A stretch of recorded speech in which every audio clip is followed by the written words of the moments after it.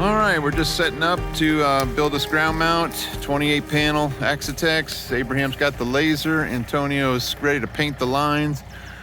And we're gonna hopefully get positioned and not be too precarious here on the tilting. And we've got the Sinclair Skyrack 2.0, all galvanized purlins posts and struts and integrated bonding clamping. And so we just got to get to work. Can't really tell, but we're leaning way down a hill, so this is a little precarious. I still got to go up another 4 feet. All right, here we go.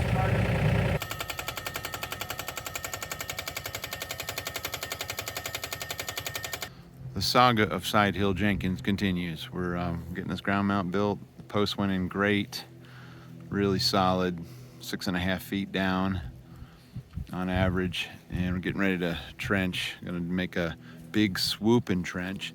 Hoping I get the film. I'm gonna turn a PVC conduit into a noodle using my exhaust from the excavator, and we're trying to not destroy the integrity of this bank and minimize our cut. Okay, we're paneling the array. Still day one. We're boogieing. We don't want to ruin this bank, so we're bringing our conduit and swooping around here, and I'm bending. How about that nice sweep there? I bend them on the excavator exhaust, turn this thing into a wet noodle, and make these sweeps. And I'm going to make another sweep for down there because we've got to go in, over, and up, and through the attic, and down, and under, and down, and over to the meter base. I'll show you that later. But just a little heat applied. It takes forever with a torch. This excavator does it by itself. So you just get it on here, put on the exhaust, rotate it occasionally, and then flip it around, rotating it until the whole thing is uniformly hot, and you form it the way you want it. And it's good to go. Right, the end of day one, we did good. We got all the post pounded, racked it, glassed it, and we trenched the job. And Johnny's got disconnects mounted. So for one day of driving, showing up in Georgia, Johnny's neighborhood, this came out really well. It's 11.48 kW. We're going to do these in SMAs though. This is a grid tie job, but if you've seen our old SMA videos, we have these secure power sources, the SPSs. So while the sun is shining, they will make a regulated 120 volt power. So we're going to end up putting one over here in the house and one next to a refrigerator in the mudroom or freezer, I'm not sure. So that's just a cool SMA move. So the goal of this project is to zero their power bill forever and give them a little bit of backup power, at least 120 volts at 2 different receptacles when the sun's shining. So again, there's a potential of, I think they do 3,000 watts on the SPSs, so they'd have plenty of power to do whatever he wanted to do. So we're down, we got our trench down here, we're ready to go. Oh, there they are. All right, end of the day. We'll start tomorrow and pull this. We got SCR cable, and we got mobile home feeder, and we got to get.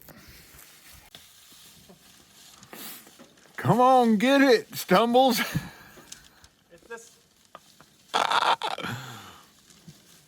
It's always fun to make fun of your install partner. He's out of breath. He's wrestling up a hill, tripping over stuff. Can't see the hill on the video.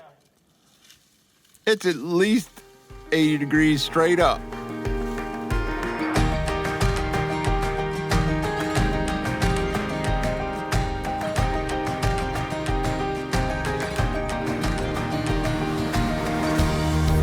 All right, day two. We've got our SMA inverters. Yes, SMA, not in phase. These have been the most reliable grid tie inverters. No micros on the panels.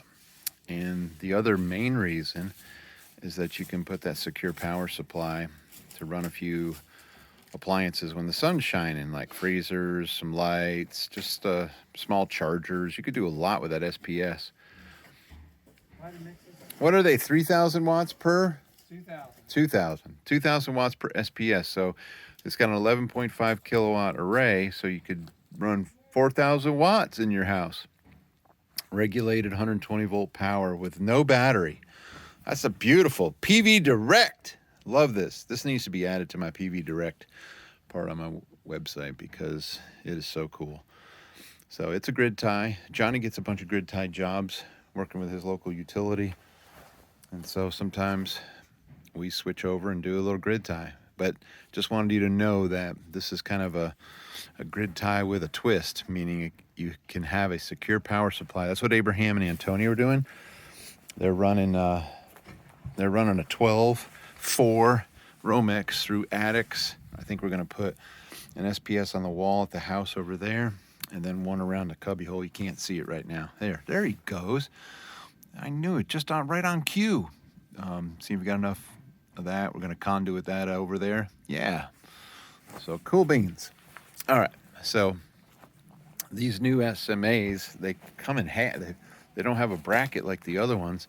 They actually split in half, and you mount that bottom part and then bolt the top half to that. Just make sure you get that ribbon cable disconnected first before you do that. We're going to bring our solar down through that weatherhead. Boom. Boom. And then we're about to pull the mobile home feeder down through our windy trench and get to that disco right there. I mean, that pull box right there with some big old PDBs, some power distribution blocks. We'll transition from mobile home feeder over to the SER cable you see hanging down there. Can you see it? I don't know if you can see it. Yeah, there it is. Big PDBs right there. And so we got to remember to pull our number 10 wire for SPSs. What you got? 40. A what? 40%. Oh. Oh, he's got some chicken. Get him. Okay, we're loaded up and ready to go. We got a little bit more to do on the inverter. I had to get this machine down the hill and load it up. The Doyle Rambo did an awesome job again. Got into a place that would have been very difficult to get concrete to. And we didn't want to mix 300 bags of Quikrete. So, all right. Another shout out to Doyle Rambo. Really, really glad we got this. Just, we got a complete solar system done in 2 days. That includes just driving to this job and post driving the posts and building the array, wiring everything up. We're almost done with it. 2-day solar. 2-day, 11.5K.